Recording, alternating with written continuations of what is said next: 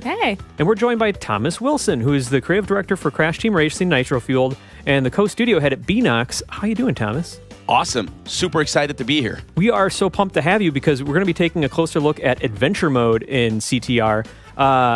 Please, take it away. So, adventure mode. What people need to know is that we have two adventure modes.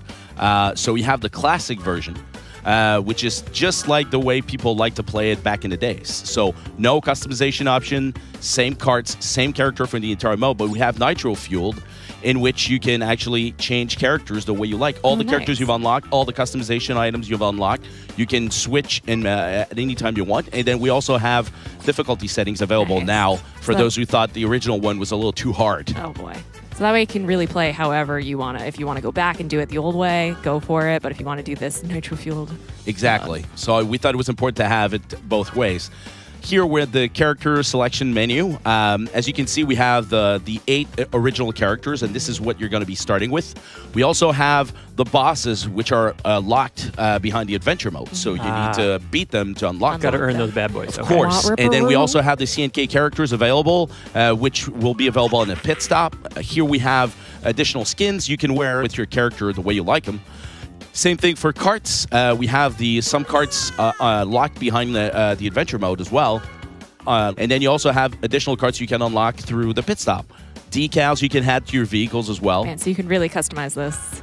Oh, yeah. So you have bodies, wheels, paint jobs, stickers, and decals you can add to specific bodies. You can really trick it out, yeah. Oh, yeah. That was the whole idea. You know, we really thought that it's the same great game that everybody remembered, but we needed to have this opportunity to customize your ride and your character, just to bring out the wackiness of the whole Crash Bandicoot franchise. That's great. And speaking of wackiness, I think we're going to get a first look here at the intro to adventure mode. So excited to check that out. We'll probably keep it quiet just so everyone watching can enjoy them. We'll be back with you.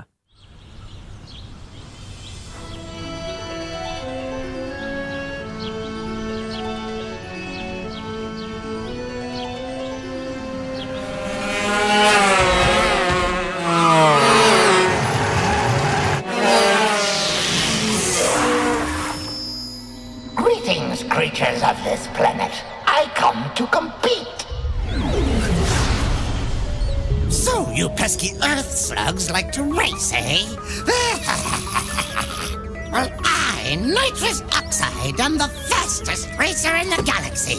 I travel the stars looking for creatures to test my skills. It's a little game I call survival of the fastest. Here's the way we play. I challenge the best driver of your world to a race for the planet. If your driver wins, I'll leave your miserable little rock alone. But if I win, I will turn your entire globe into a concrete parking lot and make you my minions. Get ready to race for the fate of your planet.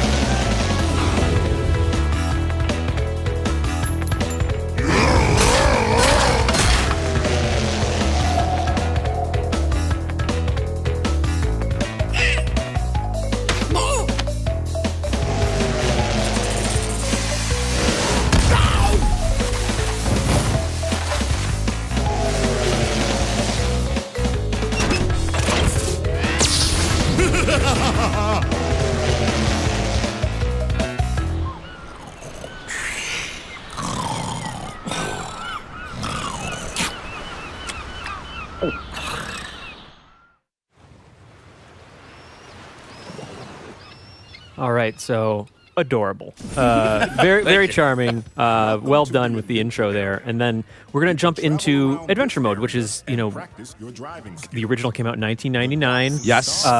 Single player, you know, kart racing adventure modes and campaigns. That was a new thing. Yeah. Yeah, that's what made it unique. That's what made me fall in love in the first place with the game. This idea of having a campaign mode in a racing game was very fun.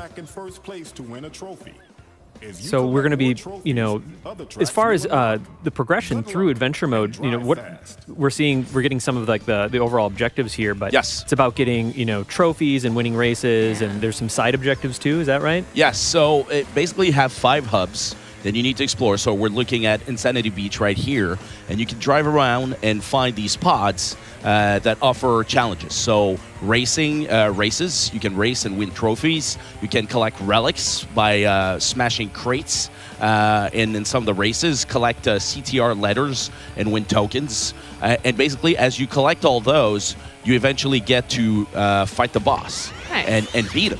And unlock new areas. So as you progress, you're unlocking items to allow you to move on from one hub to the next until you face Oxide. Oh, nice. So yeah, you just get the satisfying layer of progression, and whether you want to stick with a single character in classic mode, or jump between different characters in Nitro-Fueled.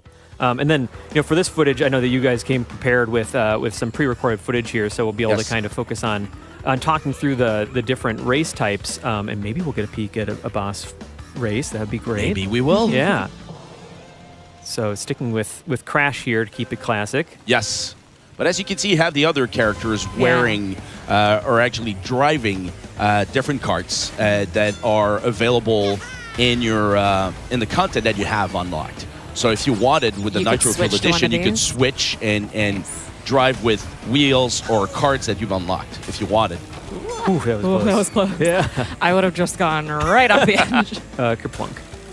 Yeah, so here we're looking at a typical race. This is Crash Cove, and it was really important for us to sort of bring it with full HD fidelity, but really stick to the winning formula of the original controls. Right.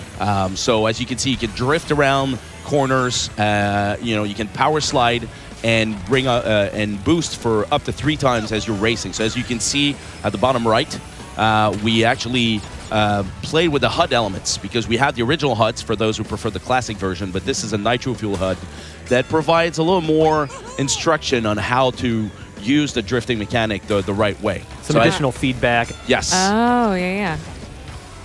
Yeah, and a little bit of that black smoke coming out of the exhaust. Exactly. So now when you're filling it up, the bar will start glowing, and then we have these little black bars that indicate the perfect timing to do that. Nice.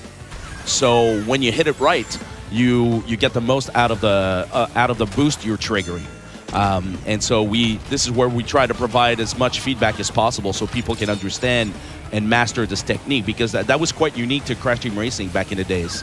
And it takes some practice to get it right. Nice.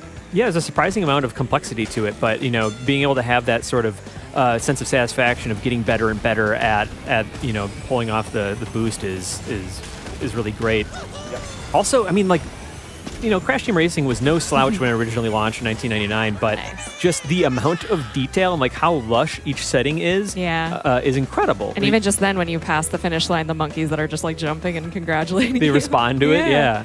Yeah, we wanted to add a lot of life to the world, to each of the maps, and starting with the end, the victory lap camera right there, where you see Crash sort of winking at the camera, because as much as it is a racing game, it's all about character. There was really this notion of putting the characters forward and the way they race, when they win, when they lose, when they jump with their cart.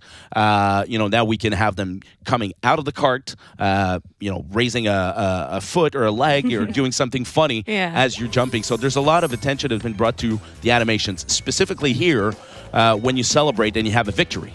Now with so we have different camera angles. We also have unique animations for some of the skins you can collect for the characters. Yeah. So when you have a full costume change, you'll have a unique animation for each of the characters when they celebrate. I was going to say, it makes you definitely want to play it with all of the characters just to see what is that animation going to be. Yep. And then presumably playing online, you'd be able to show off a cool animation as you lap your friends and rub their face in it, basically. Of course, who doesn't want to brag, right? Yeah.